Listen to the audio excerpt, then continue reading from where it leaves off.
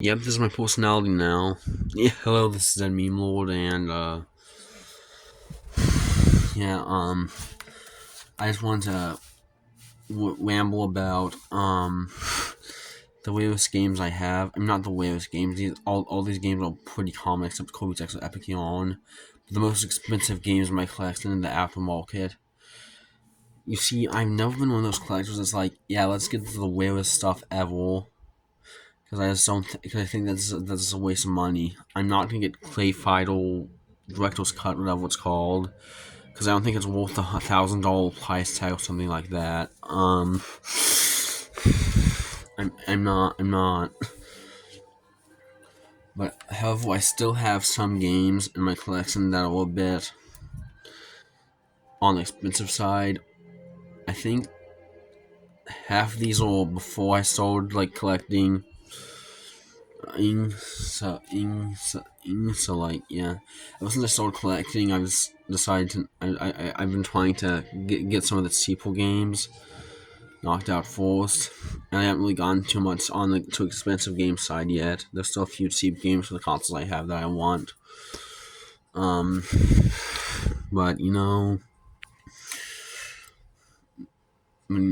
I still have a few. But I still have a few whale games in my collection. Not I can wait. Not whale. I keep on saying whale. Expensive games in my collection, like Pokemon X. So I got to feel the plastic of this. I got this for my birthday last year. Not my birthday, Christmas last year. Because I wanted to play it, but I was not going to spend $50 on it. Yeah, so basically Pokemon X. I haven't finished it yet. I played a decent amount, and like, it's not a bad Pokemon game, but it's not a good Pokemon game either. It's just super safe. I just wish they did more interesting things, but it's not a bad game per se. See, this game was $50, and I think that's around its market price. I should mention that these games are just around $50 or greater. Well, yeah. I honestly, if you think $50 is expensive for a Pokemon game, you are way too innocent. Because Pokemon games in the aftermarket are some of the most obscene, have some of the most obscene prices ever. Like, it's insane. I think Pokemon Emerald is like $235, even though that game sold like, that game sold like COVID in 2020.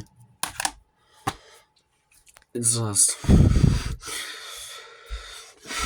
yeah, Pokemon games, pretty much all of them have sold really well because they're Pokemon games. But people are very nostalgic for them, so that really jacks up the price. So they want them, and also this fact that they refuse to put them on to Switch Online, which just makes it even worse.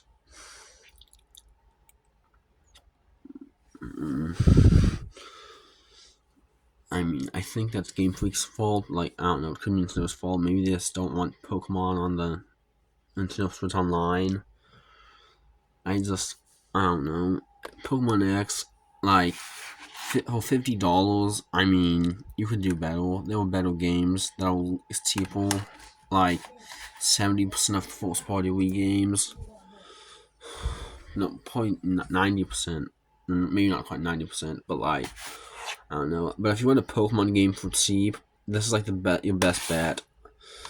I mean, all you can just be like me and emulate most of them. Like, I'm not spending $235 on Pokemon Emerald. I'm sorry. So I just emulate that game because it's not worth a steep price tag. Pokemon X, I can afford to just okay. I can't afford it. I got someone to buy it for me for Christmas. Like, I don't know. I still think $50 is reasonable for reasonable or for a game. It's not okay. Reasonable is a bit of a bit of an is a bit of an extreme statement. It's still really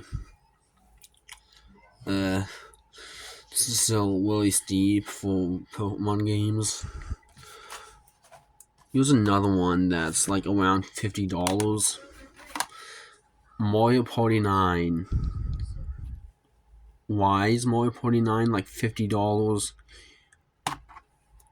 Your guess is as good as mine. This game sold really well, especially for like a Wii game in 2012, like over 3 million or something crazy like that. Yeah, it's like $50 on the aftermarket. It's not even a beloved game. It's generally when people when people will say the downfall of Mario Party started. I think I think my grandparents like got me this for me in Christmas in 2016 on on the on like in GameStop. I don't see a price tag. I don't know how much I spent for this. I mean, it's probably not much cheaper because like the Wii is still like was only really a few years out of date at that point. Now it's over a decade out of date. Like, and still this game is pretty expensive. Honestly, this might be like the least important game. Like, if I was to sell one game in my collection, it'd probably either be this one or like maybe Super Mario Party. Mario Party as of late has just not been great. I played Super Mario Party Zamboree and I enjoy it a little bit, but there's a lot of padding. The games take too long.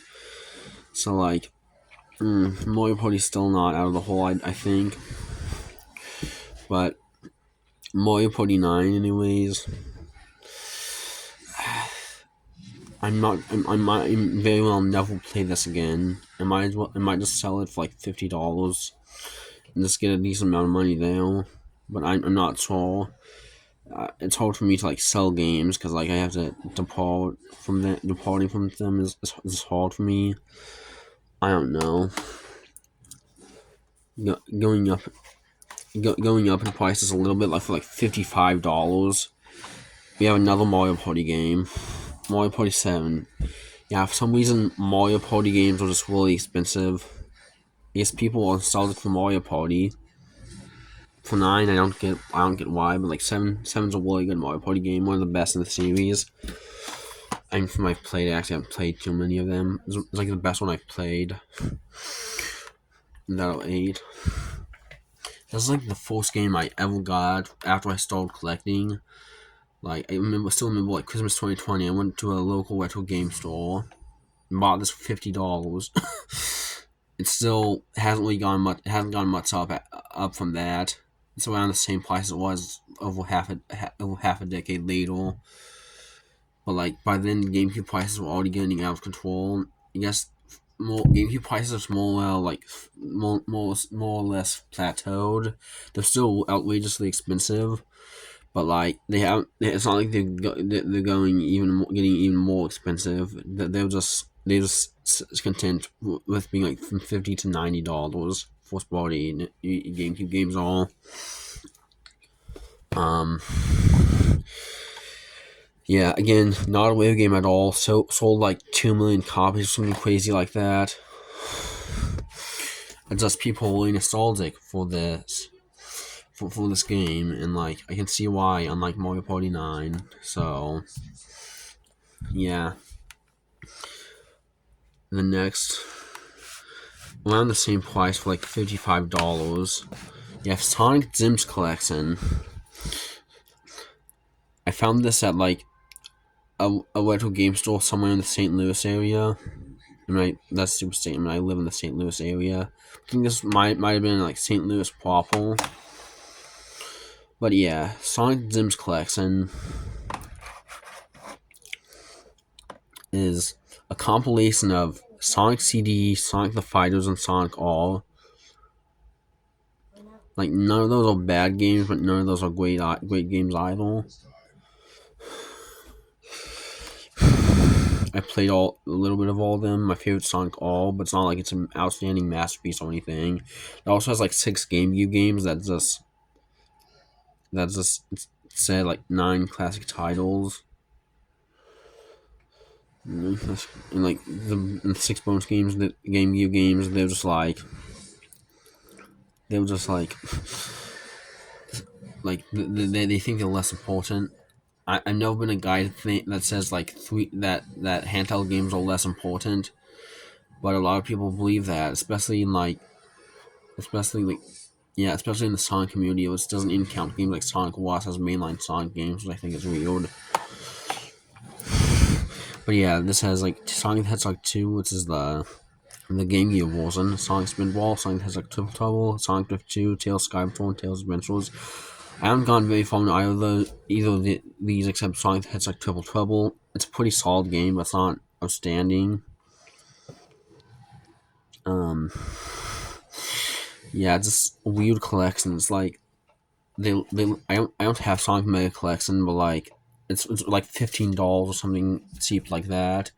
It pretty much has all the major Genesis Sonic titles except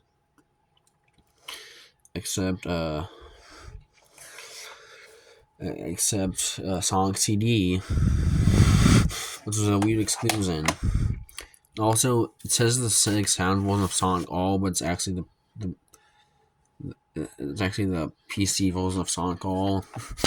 It's a neat little oddity. You can tell it's not the PC version because it doesn't look like garbage. You can tell it's PC version because it doesn't look like garbage. So it's just a bit of a weird oddity in Sonic's history. I bought this one at that one store, not because I needed it, but it's because like it'd be cool, it'd be funny to have this game. This complex is funny. I think that's a good way to describe it. And yeah, again, $55. Went $55 for this. I haven't checked those prices in a few days, but I haven't guessed they've gone too much down or up. Also, they also have They also have like 2 Vector Man games. That's just not even mentioned anyway. I don't know. Your guess is as good as mine why they don't mention the Vector Man games. I haven't played them very much because I didn't enjoy them. Now, the second to last game I want to talk about is maybe the most outrageous, ridiculous game to be this expensive. Not because it's bad. It's actually my favorite Mario Kart game nowadays. It's just because it's just sold so much. I'd probably make a house out of all the Mario Kart Double Dash in the world. But this game's like $70 on the aftermarket. Which is just ridiculous. Because, like, this is ridiculous because, like, this game is sold so well. And, like, I guess it's, like, a really good game. Again, I think it might be my favorite Mario Kart game. It used to be Wii. But then I got really jaded with the fan base thing. Funky Kong is, like, the second coming of Christ. So I just thought, yeah, Mario Kart Double S is better.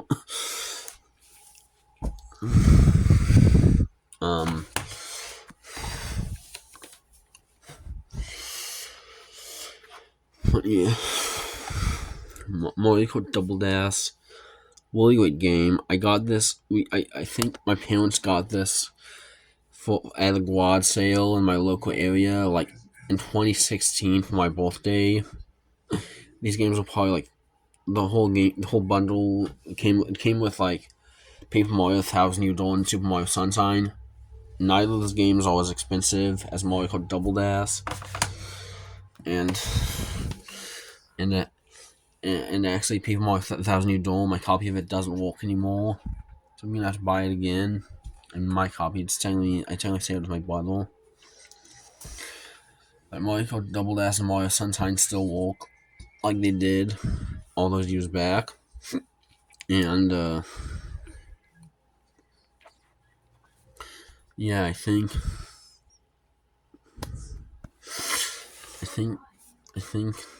yeah, that's why I say this is like $70, but it's so common. I think it's because people are so nostalgic about it, especially for the GameCube.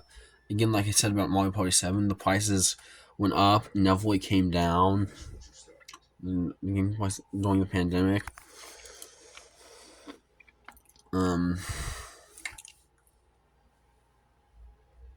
But yeah, that's what I have to say about this. And that brings me to the only game I consider actually a whale in my collection. It also looks like garbage. Kirby's Extra Epic Yarn. Yes. Okay, I have to explain this. I was a stupid kid who didn't treat my video games with respect until around 2020. So now my copy of Kirby's Extra Epic Yarn doesn't look very good. It's a mess. Because I got that before I started treating my video games better. But it's the same because this is like such a weird game. It's like $900. It'd be like a cool treasure in my collection if it won't. So bad looking. I got this one in 2019 when it was new for like $40. I think my parents actually got it for me because I didn't have steady income back then. I still don't. I just five off my birthday money to get new games.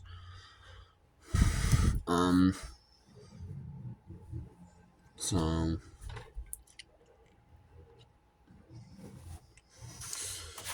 yeah, this is a remake, but it's more of a demake of Kirby's Epic Yarn, which is a game I actually have. And it's like $20, much cheaper. And this version is also worse than Kirby's Epic Yarn because I guess it just doesn't look as pretty as the original. I guess it's pretty minor. It's a fine way to play Kirby's Epic Yarn. Thing is, it's like $100. This game released in 2019, like 2 years after the Nintendo Switch release, and it was still released for the 3DS.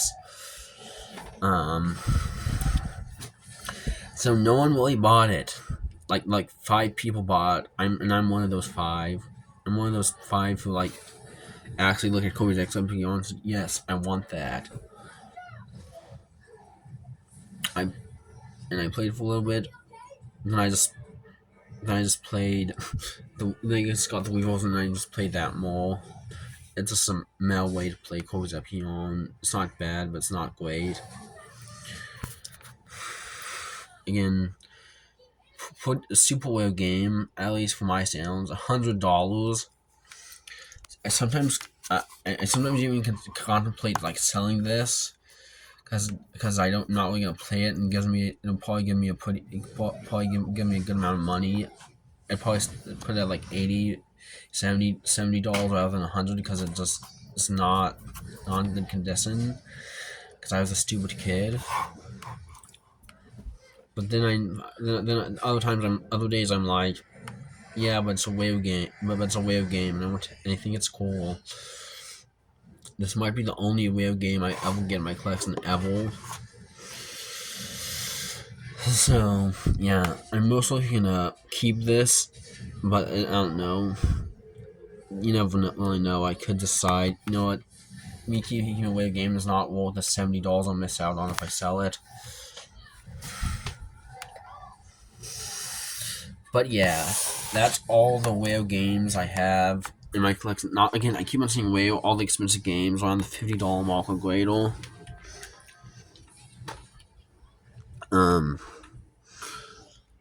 I can sort of see why all these games are pretty whale. I'm pretty expensive in a way, except maybe Mario Party 9 because it's sold well and it's not a very good game. Maybe same thing with Pokemon X. But like, I'm gonna keep Pokemon X because I don't feel like selling that one. I haven't even finished it, so yeah. This is yeah. So I guess let's have a. So that's the most expensive game in my collection. Let's have a civil discussion in the comments. Hopefully, people can talk about. People talk in the comments will talk about how they have like Super Whale games. What the whalest game, the most expensive game they have is. Like they might have Pokemon Emerald, and I'm like, and I'll be like, yo, can I get it? Can you give me it for free? They would never do that. But yeah, that's really all I wanted to talk about today. I have another video idea I'll maybe record later today, but I won't say what that is. My name has been Dead Me More Than Bye.